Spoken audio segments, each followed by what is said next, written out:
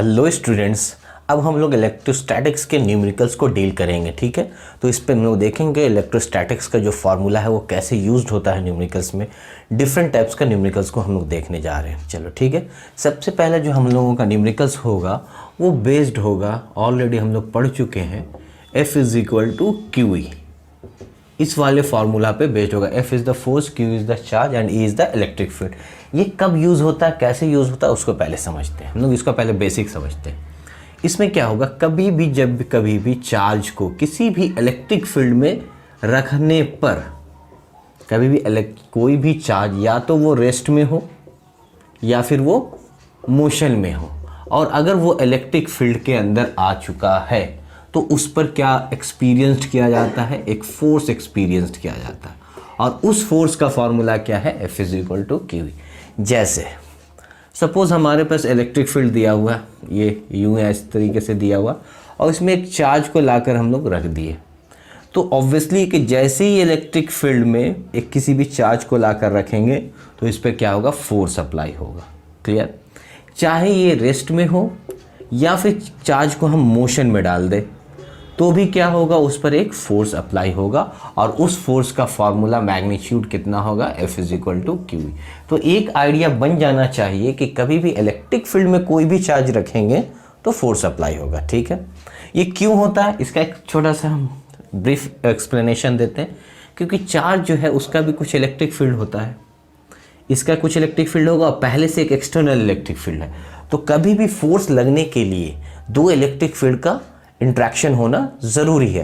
तो एक small charge का इलेक्ट्रिक फील्ड, एक एक्सटर्नल इलेक्ट्रिक फील्ड, दोनों फील्ड का इंट्रैक्शन हुआ, इसीलिए फोर्स अप्लाई हुआ। ठीक है, चलो अब सवाल उठता है कि सर इसमें फोर्स का डायरेक्शन क्या हो। ये तो मैग्नीट्यूड हो गया, इतना क्लियर हो गया। अब हम लोग फोर्स का डायरेक्शन को देखते हैं। देखो कैसे, सपोज इलेक्ट्रिक फील्ड जो है वो इस तरीके से है। हम लोग फार्मूला ऑलरेडी पढ़ चुके, F is equal to q E. ये हम लोग पिछले लेक्चर्स में बात कर चुके हैं कि अगर चार्ज पॉजिटिव है तो फोर्स और इलेक्ट्रिक फील्ड का डायरेक्शन, दोनों का डायरेक्शन क्या होगा, सेम होगा। कब, जब चार्ज का वैल्यू क्या होगा, पॉजिटिव होगा तब। और अगर चार्ज का वैल्यू क्या है, निगेटिव है, तो फोर्स और इलेक्ट्रिक फील्ड दोनों एक दूसरे के अपोजिट होगा। ये ध्यान में रखना है। ठीक है, ये क्लियर हो गया। चलो अब देखो, सपोज हम एक प्रोटॉन को रखते हैं प्लस ई को, और इस पर बोलते हैं कि फोर्स का डायरेक्शन किधर होगा। तो जब भी पॉजिटिव होगा तो इलेक्ट्रिक फील्ड इस साइड में है तो फोर्स भी इसी साइड में अप्लाई होगा। ये क्लियर हो गया। अगर इसी केस में हम लोग इलेक्ट्रॉन को लाकर रख देते हैं और इलेक्ट्रिक फील्ड इधर होता, तो देखो इलेक्ट्रॉन निगेटिव होता है, तो फोर्स जो लगेगा इसके जस्ट अपोजिट डायरेक्शन में। क्लियर हुआ, ये इसका एक छोटा सा डिस्क्रिप्शन था। अब देखते हैं इसका यूज़ कैसे करते हैं। देखते हैं कि F is equal to q E पर जो क्वेश्चंस हम लोग अभी बनाएंगे उसका थोड़ा बेसिक देखते हैं, कुछ जनरल एग्जांपल से, फिर वहाँ पर न्यूमेरिकल्स नंबर्स पुटअप होगा, उसके बाद फिर हम लोग काम करेंगे। तो देखो सपोज एक कोई बॉडी है जिस पर क्या है, चार्ज है, उसका कुछ मास है और इलेक्ट्रिक फील्ड दिया हुआ है। इस तरीके का क्वेश्चन मिलेगा हम लोगों को। तो बोला जाता है कि ये जो बॉडी है वो रेस्ट में होने के लिए कितना इलेक्ट्रिक फील्ड लगाना पड़ेगा। तो ये रेस्ट में कैसे रहेगा, आप देखते हैं ध्यान से। ये चार्ज है, प्लस है, ये इलेक्ट्रिक फील्ड है, तो फोर्स अप्लाई होगा due to electric field, F E हुआ। तो ये अगर एफ ई होगा तो ये तो बॉडी ऊपर की तरफ जाना शुरू होएगा, तो रेस्ट में तो होगा नहीं। हम लोगों को पूछा गया था फॉर रेस्ट के लिए what is the value of electric field. तो ये बॉडी तो रेस्ट में है नहीं, तो रेस्ट में होने के लिए क्या चाहिए कि एक इसके अपोजिट में एक और फोर्स चाहिए। तो वो कहाँ से आएगा, तो हम लोगों को मालूम है ड्यू टू मास एक ग्रेविटेशनल फोर्स एक्ट करता है, वो जो एफ जी है। अब ये दोनों फोर्स जो है एफ ई और एफ जी, ये दोनों कैसा होना चाहिए, इक्वल होना चाहिए, और अपोजिट है तो ये क्या होगा, बॉडी रेस्ट में होगा। तो अब देखो F E is equal to F जी लिख सकते हैं। एफ ई मतलब मास इंटू एक्सेलरेशन हो गया, ठीक है, और इसका वैल्यू हो गया Q इंटू ई। तो बता दो इलेक्ट्रिक फील्ड का फॉर्मूला कितना गया, एम ए बाई क्यू। सही है, इतना इलेक्ट्रिक फील्ड अप्लाई किया जाएगा, कोई दिक्कत नहीं। चलो एक चीज़ और देखते हैं इसी केस में। थोड़ा सा क्वेश्चन को हम चेंज करते हैं कि इलेक्ट्रिक फील्ड इधर सेटअप किया गया है, इसका मास भी है और कुछ चार्ज भी है। तो बोला जा रहा व्हाट इज द एक्सेलरेशन, तो यहाँ पर बॉडी रेस्ट में नहीं बोल रहा है, यहाँ पे बोला कि इस बॉडी का एक्सेलेरेशन क्या होगा। तो एक्सेलेरेशन कभी भी कब लगेगा, जब फोर्स अप्लाई होगा। तो इलेक्ट्रिक फील्ड दिया हुआ है, चार्ज है, तो इसकी वजह से एक फोर्स अप्लाई होगा Fe। तो हम लोग लिख सकते हैं Fe is equal to QE, इतना लिखा जा सकता है। और ये जो Fe है, ये फोर्स अप्लाई हो रहा है, तो ड्यू टू मास एक फोर्स और अप्लाई होगा, that is known as mass into acceleration, होगा ना। सेम आया, ये क्या हुआ कि मास होने की वजह से हम लोग लिख सकते हैं इस फोर्स का नाम क्या, m इंटू ए। क्लियर। तो एक्सेलरेशन का वैल्यू कितना हो जाएगा, QE बाई m। ये दोनों को याद रखना है। तो क्वेश्चन को करते हैं, ठीक है। पहला क्वेश्चन जो स्क्रीन पे दिख रहा है उसमें क्या गिवन है, उसमें दिया हुआ है कि इलेक्ट्रिक फील्ड कितना है 10⁵ न्यूटन पर कूलम, किस डायरेक्शन में, वेस्ट के डायरेक्शन, किसी एक सर्टेन पॉइंट पे, ठीक है। वहाँ पर अगर हम लोग +2 माइक्रो कूलम का चार्ज रख दे तो फोर्स का मैग्नीट्यूड और डायरेक्शन क्या होगा एक बार, और एक बार -5 माइक्रो कूलम का रख दे तो क्या होगा फोर्स और मैग्नीट्यूड और डायरेक्शन। तो वेस्ट डायरेक्शन में है तो हमने ले लिया कि इलेक्ट्रिक फील्ड किधर है, वेस्ट की तरफ है, ठीक है। तो आप देखो ध्यान से, एक बार इसको लिखते हैं, +2 माइक्रो कूलम को रखते हैं, तो जैसे ही पॉजिटिव है तो फोर्स का डायरेक्शन सिमिलर होगा, फोर्स इधर लगेगा। तो एक बात तो पता चल गया कि फोर्स का जो डायरेक्शन है वो किधर है, वेस्ट के तरफ ही लगेगा। अब पूछ रहा मैग्नीट्यूड, तो F इज इक्वल टू कितना लिख दे, QE। Q का वैल्यू कितना आ गया, 2 माइक्रो कूलम, 2×10⁻�6 इंटू E का वैल्यू कितना हो गया, 10⁵ तो 2 इंटू 10⁻, कितना हो जाएगा, -1। क्लियर हुआ। इतना न्यूटन फोर्स अप्लाई होगा किस पर, +2 माइक्रो कूलम। अब उसी दूसरा वाला क्वेश्चन को देख लो, इलेक्ट्रिक फील्ड इधर है, वेस्ट की तरफ है, तो अब कितना लग दिया जा रहा है, -5 माइक्रो कूलम। तो देखो निगेटिव है, तो अब इलेक्ट्रिक फील्ड के अपोजिट फोर्स लगेगा, तो अब यहाँ पर फोर्स का जो डायरेक्शन होगा वो किधर हो जाएगा, ईस्ट की तरफ हो जाएगा। क्लियर, ठीक है। और मैग्नीट्यूड निकालने जाएंगे तो सेम फार्मूला QE। अब यहाँ वैल्यू पुट करेंगे तो 5 × 10⁻⁻6 हो जाएगा, और इधर हो जाएगा 10⁵, तो 5 × 10⁻⁻1। क्लियर हुआ। चलो क्वेश्चन जो स्क्रीन पे उसको पढ़ने से ये पता चल रहा है, बोल रहा है कि इलेक्ट्रिक फील्ड कितना रिक्वायर्ड होगा सपोर्ट करने के लिए किसको, वाटर ड्रॉप को। वह वाटर ड्रॉप का मास और चार्ज दिया, मतलब सपोज ये वाटर ड्रॉप है, इसमें इलेक्ट्रिक फील्ड कितना हम अप्लाई करें ताकि ये क्या हो, जस्ट सपोर्टेड हो, मतलब सपोर्ट हो, इसका मतलब बॉडी रेस्ट में आ जाए।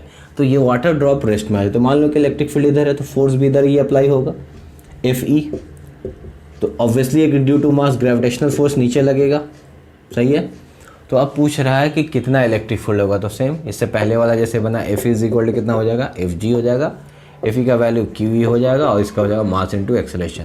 तो इलेक्ट्रिक फील्ड का वैल्यू ma/QE, सब कुछ गिवन है, 1.6 × 10⁻⁻19 कूलम हो जाएगा, डिवाइडेड बाई एक्सेलरेशन है ना, मास इनटू एक्सेलरेशन।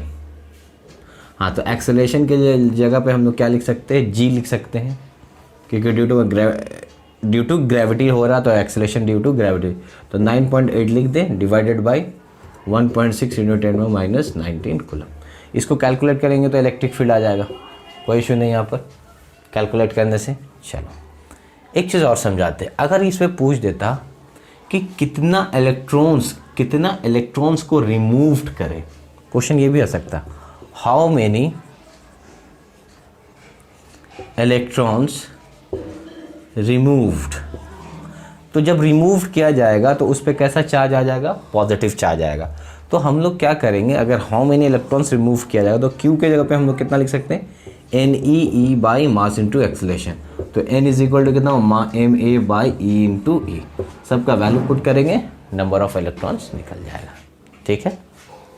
जो देखते हैं उसमें क्या करना है कि पूछ रहा है कि फाइंड इलेक्ट्रिक फील्ड, कितना इलेक्ट्रिक फील्ड होगा जो सफिशिएंट होगा, जो कि क्या करे, वेट ऑफ इलेक्ट्रॉन को बैलेंस्ड करे। तो एक क्वेश्चन तो इलेक्ट्रिक फील्ड आ गया निकालने के लिए, पहला क्वेश्चन। दूसरा बोल रहा है कि यही जो इलेक्ट्रिक फील्ड जो सेटअप हो रहा है वो प्रोड्यूस कौन कर रहा है, एक दूसरा इलेक्ट्रॉन जो कहाँ है, नीचे है फर्स्ट इलेक्ट्रॉन के। तो एक फर्स्ट इलेक्ट्रॉन मान लो ये 1 नंबर वाला लिए, और ये ले लिया आपका सेकंड वाला। तो ये जो इलेक्ट्रिक फील्ड जो सेटअप हो रहा है, मतलब प्रोड्यूस जो कर रहा है, वो कौन कर रहा है, सेकंड इलेक्ट्रॉन। तो इलेक्ट्रिक फील्ड सेटअप करेगा सेकंड इलेक्ट्रॉन, तो टुवर्ड्स निगेटिव चार्ज है, याद करो निगेटिव में क्या होता है, इलेक्ट्रिक फील्ड टुवर्ड्स चार्ज होता है तो इलेक्ट्रिक फील्ड इधर आ गया, मतलब इलेक्ट्रिक फील्ड का डायरेक्शन ये हो गया, ठीक है।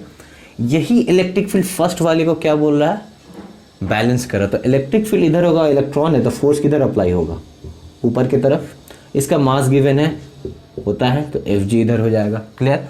तो पहला पूछ रहा था इलेक्ट्रिक फील्ड, तो F is equal to F जी लिख दे, ये कितना हो जाएगा, E is equal to M into G. तो ई का वैल्यू आ गया एम जी बाई, कोई इशू नहीं। ये कितना इलेक्ट्रिक फील्ड प्रोड्यूस हुआ ये समझ में आ गया।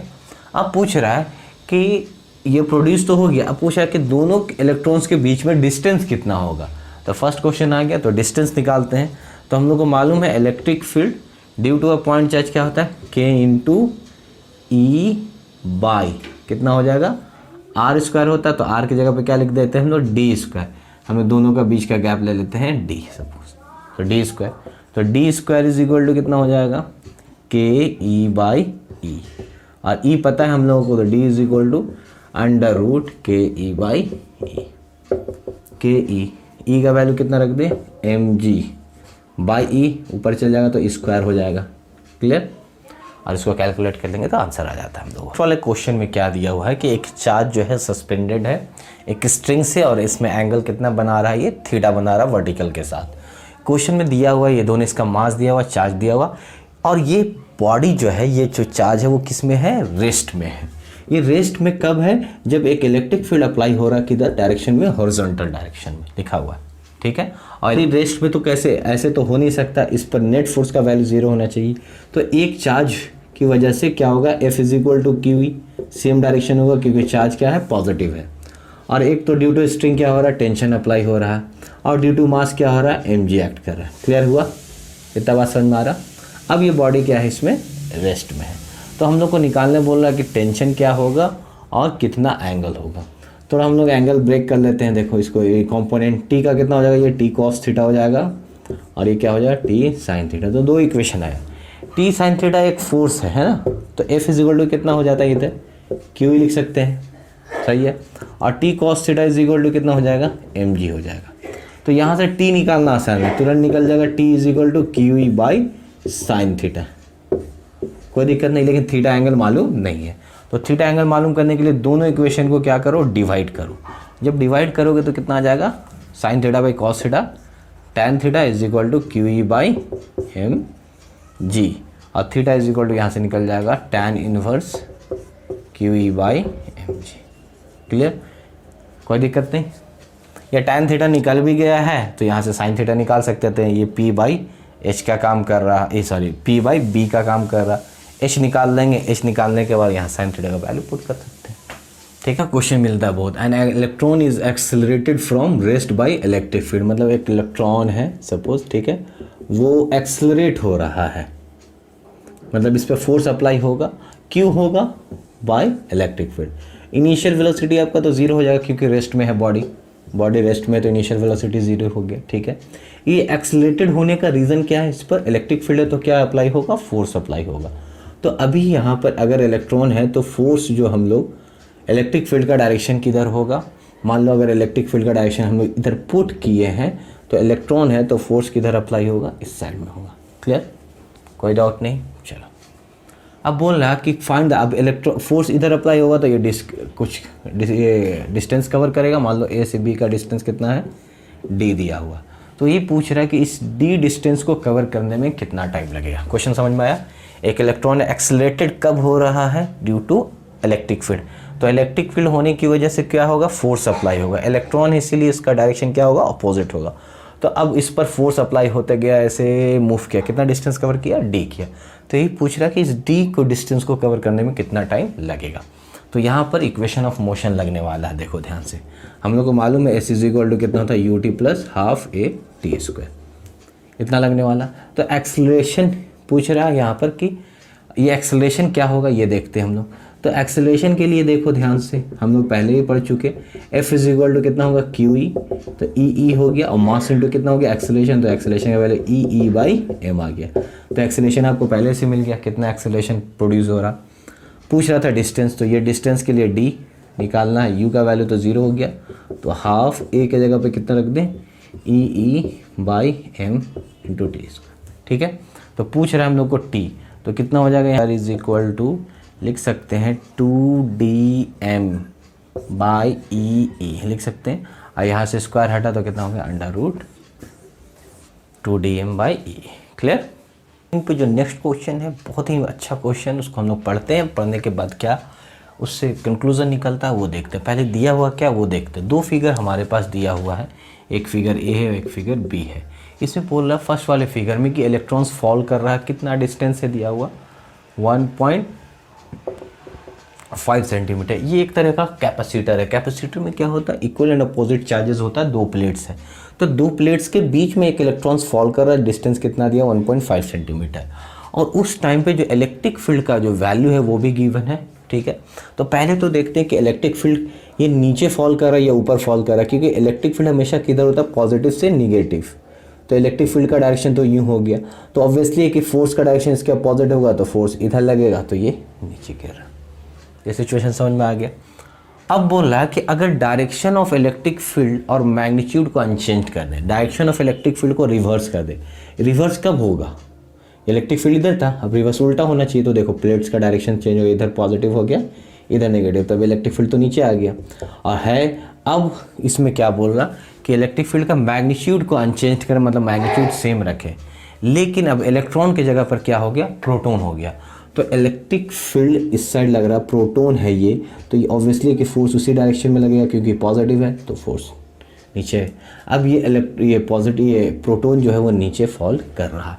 तो अब क्वेश्चन में पूछ रहा है कि टाइम निकालिए ईच केसेस में, दोनों में ये डिस्टेंस कवर करने में उसको कितना टाइम लगेगा। इससे पहले वाला क्वेश्चन के जस्ट सिमिलर है, अच्छे से गौर करते हैं तो देखो ध्यान से, सेम लगाते हैं यहाँ पर s is equal to u t plus half a T square लगाते हैं, सिमिलर। तो यहाँ तो इनिशियल वेलोसिटी आपका 0 है, प्लस हाफ, यहाँ पर क्या हो जाएगा, अभी हम लोग पढ़ चुके हैं ई बाई एम। क्लियर है, इस इंटू कितना होगा t square, s is equal to u t plus half a T square लगा। यहाँ ये क्या है, मास ऑफ इलेक्ट्रॉन है। तो अगर हम टी निकालने जाएंगे तो 2s mass of electron divided by क्या होगा, ई इंटू ई का अंडर रूट। अब सबका अगर हम लोग वैल्यू पुट करेंगे, s दिया हुआ ऑलरेडी आपका 2 इंटू कितना दिया 1.5 इंटू 10⁻⁻² हो जाएगा सेंटीमीटर में, तो उसको चेंज कर दिया मीटर में। मास ऑफ इलेक्ट्रॉन हम लोग को मालूम है 9.1 इंटू 10⁻31 kg। क्लियर, ठीक है। और E 1.6 इंटू 10⁻19 कूलम, और ये गिवन है आपका 2 इंटू 10⁴ न्यूटन पर कूलम का अंडर रूट। सही है। इसको जब हम लोग पूरा कैलकुलेट करते हैं तो आपके पास आएगा 2.9 इंटू 10⁻9 सेकेंड। अच्छा से देखना, ये किसके लिए निकल गया, इलेक्ट्रॉन के लिए। इसी तरीके से प्रोटॉन का निकालते हैं, तो सीधा 2 into S mass of proton by E into E, सब रहेगा सिमिलर। सब वैसी जैसे इसमें इलेक्ट्रॉन का वैल्यू रखें, यहाँ पे मास ऑफ प्रोटॉन का वैल्यू रख देंगे, बाकी तो सब सेम होगा। ऐसा करने पर 0.25 इंटू 10⁻⁻7 सेकेंड। ठीक है, अच्छे से देख लो ध्यान से, यहाँ -9 सेकेंड है और यहाँ कितना -7 सेकेंड। तो इसमें जो है प्रोटॉन में जो है वो टाइम क्या लग रहा है, ज़्यादा लग रहा है। ठीक है, इसके बनिस्बत तो प्रोटॉन में ज़्यादा टाइम लेने का क्या मतलब है कि प्रोटॉन का मास भी क्या है, ग्रेटर होता है किससे के, इलेक्ट्रॉन से। और टी क्या है, डायरेक्टली प्रोपोर्शनल टू है अंडर रूट मास। जिसका मास ग्रेटर होगा उसका टाइम भी ज़्यादा लगेगा। इसका मतलब है कि प्रोटॉन को फॉल होने में ज़्यादा टाइम लगेगा। क्लियर, ये क्लियर हो गया। फ्री फॉल कंडीशन में क्या होगा इस सिचुएशन में, फ्री फॉल जब भी होता है बॉडी तो टाइम क्या होता है, इंडिपेंडेंट फ्रॉम इट्स मास, मास पर डिपेंड नहीं करता। तो उस टाइम पर दोनों बॉडी कैसा होगा, सिमिलर, मतलब एक साथ ही साइमल्टेनियसली फ्री फॉल में गिरेगा। टाइम क्या होगा, दोनों के लिए सेम होगा, क्योंकि time is independent from mass in free fall condition. ठीक है। नेक्स्ट क्वेश्चन को बनाने के लिए थोड़ा सा हम लोग को बेसिक नॉलेज होना चाहिए 11th क्लास के एक चैप्टर प्रोजेक्टाइल पे। प्रोजेक्टाइल का एक केसेस को कंसीडर पहले करते हैं, वहाँ यहाँ पर देख लेंगे तो नेक्स्ट क्वेश्चन बहुत ही आसानी से बन जाएगा, एकदम गारंटी है। देखो ध्यान से, इसमें क्या है कि सम हाइट पर जाकर एक बॉल को जब हम लोग फेंकते हैं, कुछ हाइट पे जाके, सपोज h हाइट पर गए, एक बॉल को हॉरिजॉन्टली प्रोजेक्टेड की, तो initial velocity along x axis suppose क्या है, u है, लेकिन initial velocity along y axis कितना होगा, 0। क्लियर? क्योंकि मोशन किधर है, बॉडी का वेलोसिटी किधर है, एक्स एक्सिस तरफ, vy तो 0 हो गया, मतलब इस वेक्टर का कंपोनेंट y एक्सिस क्या हो जाएगा, 0 हो जाएगा। क्लियर? ये डिस्टेंस सपोज आपका कितना है, x है, ठीक है। बॉडी को यहाँ से यहाँ तक आने में, ग्राउंड तक गिरने में हम सपोज एज्यूम कर रहे हैं टाइम कितना लग रहा है, t लग रहा है, तो हम इसको टाइम ऑफ फ्लाइट के नाम से भी जानते हैं। बॉल को ज़मीन तक गिरने में कितना टाइम लगा, ठीक है, ग्राउंड तक आने में, तो t ले लिया। तो अगर हॉरिजॉन्टल डिस्टेंस बोले तो कितना हो जाएगा, इनिशियल वेलोसिटी u है और कितना टाइम लगा, t, तो x इक्वल टू ut, एक वाला बात समझ लिए, ठीक है। अब इसके बाद कोई भी वेलोसिटी जब यहाँ पर लेंगे, कहीं पर भी लेंगे, तो उसको कंसीडर करते हैं फाइनल वेलोसिटी, मतलब vy। तो सपोज यहाँ पर बॉल गिरा, कुछ एंगल के साथ गिरा, ठीक है, ये एंगल कितना बना रहा है, थीटा बना रहा, वेलोसिटी v, एक होगा किधर, vx की तरफ होगा और एक किधर होगा, vy की तरफ। क्लियर? क्वेश्चन आ गया। तो हम लोग देखते थे पहले कि अलोंग एक्स एक्सिस के तरफ क्या होता है वो देखते हैं, अलोंग वर्टिकल डायरेक्शन मतलब वाई एक्सिस की तरफ क्या होता है वो देखते हैं, ठीक है। अलोंग एक्सिस की तरफ यू एक्स का वैल्यू तो यू है आपका, ठीक है। एक्सेलेरेशन अलोंग एक्स एक्सिस कितना है, अभी 0 है, कुछ एक्ट नहीं कर रहा अभी, इस साइड में एक्सेलेरेशन का वैल्यू कितना है, 0 है। यू वाई का वैल्यू कितना है यहाँ पर, 0, initial velocity. Acceleration along y axis तो कुछ ना कुछ तो होगा, फॉल करेगा तो, और ये एक्सेलेरेशन अलोंग वाई एक्सिस का वैल्यू कितना लेते थे हम लोग, g लेते थे, देखो ग्रेविटी में, ठीक है। फाइनल वेलोसिटी अगर देखते हैं यू वाई का वैल्यू, तो इनिशियल वेलोसिटी भी वही रहेगा और फाइनल वेलोसिटी में कोई भी चेंजेस नहीं आ रहा, क्यों, क्योंकि इस साइड में कोई भी एक्सेलेरेशन नहीं है, तो यू ही। इस केस में जब वेलोसिटी एट एनी पॉइंट निकालते थे फाइनल वेलोसिटी, तो लिखते थे u y plus a y into t लिखते थे। इनिशियल वेलोसिटी कितना है, 0, और ए वाई के लिए क्या लिखते थे, जी और टी। क्लियर हुआ? तो फाइनल वेलोसिटी ये निकल जाता था। इतना बात समझ में आया? अब हमसे कोई पूछता है कि कितना एंगल पर ड्रॉप होगा, तो tan theta is equal to क्या लिख सकते हैं, v y by v x. तो वी वाई का वैल्यू कितना आ गया, जी टी, और वी एक्स का वैल्यू आ गया यू। तो tan theta is equal to कितना आ गया, जी टी बाई यू। ये कॉन्सेप्ट यूज़ होने वाला है, अच्छे से देखना, ये और ये वाला लॉजिक यूज़ होगा, ठीक है। आपको इसमें क्या लिखा हुआ कि एक कैपेसिटर है, उसके बीच में एक इलेक्ट्रॉन्स को इजेक्ट किया जा रहा है, कितना वेलोसिटी के साथ, वी नॉट के साथ। तो सबसे पहले समझते हैं कि ये जब वी नॉट के साथ वेलोसिटी को फेंका जाएगा, तो पहले तो देखते हैं इलेक्ट्रिक फील्ड, ये आगे मूव करके ऐसे क्यों निकल गया, इधर क्यों नहीं आया, ये रीज़न समझते हैं पहले। इलेक्ट्रिक फील्ड तो नीचे होगा, तो इलेक्ट्रॉन है तो फोर्स किधर लगेगा, अपवर्ड पुश करेगा, ठीक है। जैसे बॉल को जब हम लोग फेंके थे हॉरिजॉन्टल, तो सीधा क्यों नहीं निकल गया, ये नीचे की तरफ क्यों आया, क्योंकि यहाँ पर रेगुलर इंटरवल में acceleration due to gravity act कर रहा था, मतलब फोर्स ऑफ ग्रेविटी एक्ट कर रहा था, इसलिए बॉडी नीचे की तरफ आया। यही हालत यहाँ पर है। अगर हम लोग इलेक्ट्रॉन को फेंकते हैं तो ये ऊपर की तरफ क्यों गया, क्योंकि इलेक्ट्रॉन है तो फोर्स किधर अप्लाई होगा, इलेक्ट्रिक फील्ड ऊपर की तरफ अप्लाई होगा। तो इलेक्ट्रिक फील्ड ऊपर की तरफ अप्लाई हुआ, इसीलिए फोर्स लगता गया, अब बॉडी क्या हो गया, ऊपर की तरफ मूवमेंट होकर निकल गया, ठीक है। जब यहाँ फोर्स होगा तो यहाँ एक्सेलरेशन भी होगा, ये एक्सेलरेशन का वैल्यू अभी इतना देर से हम लोग पढ़ रहे, ई बाई एम होगा। ये किस डायरेक्शन में लगेगा, अपवर्ड साइड में, जिधर फोर्स लग रहा है। क्लियर? जब ये निकल रहा है तो पूछ रहा है यहाँ पर कि कितने एंगल से निकलेगा इलेक्ट्रॉन बाहर की तरफ, what is the angle of deviation when electrons eject out from the field से बाहर निकलते हुए कितना एंगल बनाएगा। तो बेसिकली ये पूछना चाह रहा है इस क्वेश्चन में tan थीटा। एकदम सिमिलर आ गया, थोड़ा अच्छे से अभी जो बताएं वो उसी तरीके का। अब देखो यही कंडीशन है, कितना एंगल पे निकला था ना, Vx था Vy था, सेम कंडीशन फॉलो करा। और ये जो डिस्टेंस है यहाँ पर वो कितना है L, और यहाँ हम लोग x लिए थे, याद करो, ठीक है। अब समझते हैं हम लोग। तो सबसे पहले हम लोगों को अगर हम लोग यहाँ tan थीटा लगाए, सीधा सीधी Vy बाई क्या लिखते हैं, Vx, जैसे यहाँ लगाए थे, यहाँ भी हम लोग लिख सकते हैं, ये आपका Vx हो गया और ये आपका Vy हो गया। क्लियर? Vx बोले तो V नॉट के बराबर है, देखो सही है। तो ये निकालने के लिए आपको पहले क्या चाहिए, वी वाई चाहिए। इसका तो पता चल गया, वी वाई बराबर क्या डिवाइडेड बाय क्या होगा, वी नॉट, क्योंकि इनिशियल वेलोसिटी में तो कोई चेंज नहीं हो रहा, हॉरिजॉन्टल वेलोसिटी में इसका कोई भी चेंजेस नहीं हो रहा था। ठीक है, वी वाई निकालना, तो आप जब वी वाई निकालोगे तो यहाँ भी निकाले थे, याद करो, v y is equal to u y plus a y into t लिखा करते थे। सेम यहाँ v y is equal to a y u y plus a y into T.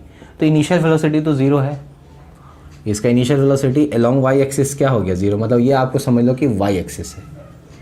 ठीक है, जो नीचे की तरफ है। ए वाई का value e m into t, clear. अब वी वाई तो यहाँ से निकला, लेकिन ये किस टर्म में निकला, टी के टर्म में, और ये टी आपको मालूम नहीं है। क्वेश्चन के अंदर जो दिया रहता है आंसर भी उसी में आना चाहिए। तो टी के लिए क्या करेंगे हम, देखो ध्यान से, अभी हम लोग यहाँ देखे थे initial velocity x is equal to u t लिखे थे, याद करो, मतलब टाइम ऑफ फ्लाइट मान लो टी है, इनिशियल वेलोसिटी तो वही रहा, तो एक्स का वैल्यू कितना आ गया, u इंटू टी। उसी तरीके से यहाँ डिस्टेंस कितना है, l है, और इनिशियल वेलोसिटी आपका v नॉट है। हम लोग मान रहे हैं कि जो यहाँ से यहाँ तक जाने में जो टाइम लगा वो कितना लगा, t लगा। तो t इज इक्वल टू यहाँ पर ये तो हो गया e m, s is equal to u t होता है ना, तो हम लोग लिख सकते हैं l is equal to v nought into t. तो t इज इक्वल टू क्या होगा, l बाई वी नॉट, तो क्या हो गया, l by v nought. Clear, v y का वैल्यू ये आ गया। अब जैसे ही वी वाई आएगा मेरा काम आसान हो जाएगा। tan theta is equal to e l by M into v nought, by कितना हो गया, वी नॉट, आंसर आएगा e l by m v nought square. तो यहाँ से थीटा निकल गया। क्लियर हुआ, ये बात समझ में आ गया, यहाँ से एंगल निकल गया। तो अच्छा क्वेश्चन था, प्रोजेक्टाइल से रिलेटेड था, उसको थोड़ा सा समझना था। इसको हम लोग तोड़ तोड़ के काम करेंगे। ठीक है, फर्स्ट वाला जो क्वेश्चन में है, इसमें दिया हुआ सबसे पहले आपको निकालना है कि ये 3 पार्टिकल का ट्रैकिंग दिया हुआ है। ठीक है, इस तरीके से पार्टिकल्स मूव कर रहा। तो सबसे पहले पूछ रहा है कि साइन क्या होगा पार्टिकल का। ठीक है, फिर पूछ रहा है कि किसका हाईएस्ट क्या होगा, क्यू बाई एम का रेशियो, मतलब चार्ज टू मास का रेशियो। तो चलो एक पहला काम करते हैं। देखो पॉजिटिव प्लेट से, तो इसका मतलब है ये इलेक्ट्रॉन्स को क्या करेगा, अपने तरफ अट्रैक्ट करेगा। तो 1 और 2 पार्टिकल्स दोनों कैसा है, निगेटिव है, इसीलिए पॉजिटिव प्लेट की तरफ अट्रैक्ट हो रहा है। ये निगेटिव प्लेट है, देखो डिफ्लेक्शन हो जा रहा है नीचे की तरफ, इसका मतलब ये पॉजिटिव प्लेट है, उसको खींच रहा था रेगुलर इंटरवल में, इसका मतलब ये कैसा है, पॉजिटिव है, थर्ड वाला। क्लियर हो गया, साइन तो पता चल गया। हाई क्यू बाई एम का रेशियो देखने के लिए अब हम लोग क्या करते हैं, देखो ध्यान से। अभी हम लोग देखेंगे हाइट निकालेंगे दोनों, ये तीनों का। तो उसकी जगह पे हम लोग h is equal to u t plus half a T square लिखते हैं। ये क्लियर हुआ। h is equal to initial velocity तो आपका 0 है, ठीक है, रेस्टा शुरू हो रहा, प्लस हाफ एक्सेलेरेशन का वैल्यू ई बाई एम। तो ये क्या कर देते हैं, e के जगह पे q लिख देते हैं इंटू टी स्क्वायर। तो h is equal to directly proportional to क्या आ गया, देखा, q बाई एम आया। मतलब जिसका हाइट, मतलब जिसका डिफ्लेक्शन ग्रेटर होगा, उसका q बाई एम का रेशियो भी ग्रेटर होगा। तो इसका डिफ्लेक्शन आपको देखो ग्रेटर दिख रहा, हाइट दिख रहा ना ग्रेटर, तो हाइट दिख रहा है किसका, थर्ड वाले का। ये देखो ये सब कम है, ये सब कम है, तो ये क्या होगा, third particle having highest q by m ratio. Clear हुआ, एकदम आसान तरीके से, कोई दिक्कत नहीं।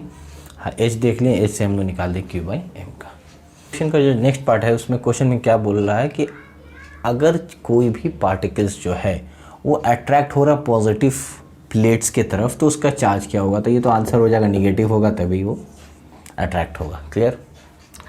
नेक्स्ट में बोल रहा है कि अगर आइडेंटिकल कर्व बन रहा है, सपोज जैसे मान लो ये दोनों का आइडेंटिकल कर्व बन रहा, तो इसका क्या मतलब, कौन सा ट्रू होगा, क्या सेम चार्ज होगा, मास, ये चारों ऑप्शन दिया हुआ।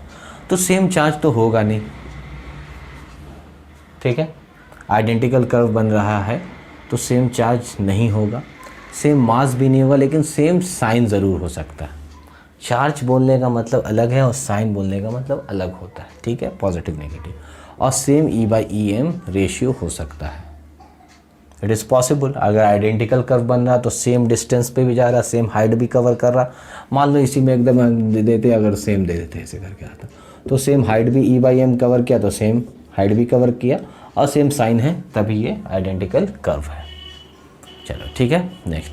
नेक्स्ट वाले क्वेश्चन में बोला कि अगर इनिशियल वेलोसिटी इसको दे दिया जाता, if initial velocity is given, तो ई बाई एम जो हम लोग निकाल रहे थे उसको निकालने में किन क्वांटिटीज़ का ज़रूरत पड़ेगा। तो एक तो हम लोग तो देख ली एच का पड़ा, क्यू बाई एम निकाले जो, एक तो एच निकल सकता है और एक पता चल सकता था एच बरा यू टी प्लस हाफ लिए है ना, हाफ ए टी स्क्वायर लिखें E by M into T square. ये देखें यहाँ से टी का वैल्यू भी हम लोग पुट कर सकते हैं, यही पता एक और चल सकता है टी का वैल्यू। इससे थोड़ा देर पहले पढ़ें कि ये मान लो डिस्टेंस कितना है एल है, इसको पूरा टाइम लग रहा है कितना टी लग रहा, तो एस इज इक्वल टू कितना होता है वी टू, तो l is equal to v into t is equal to कितना हो जाएगा, तो वी बाई एल। तो यहाँ पुट कर सकते हैं वी बाई एल, फिर कैलकुलेट किया जा सकता है। ठीक है। ओवरऑल आज जितना भी न्यूमेरिकल्स था सब f is equal to q पे बेस्ड था। अच्छे न्यूमेरिकल्स को देखे। अब जो स्क्रीन पे मिलेगा आपको होमवर्क मिलेगा, आज जितना भी पढ़ा है उसका होमवर्क है डिफरेंट टाइप्स का, तो उसको आप लोग बना लोगे। ठीक है। Thank you very much.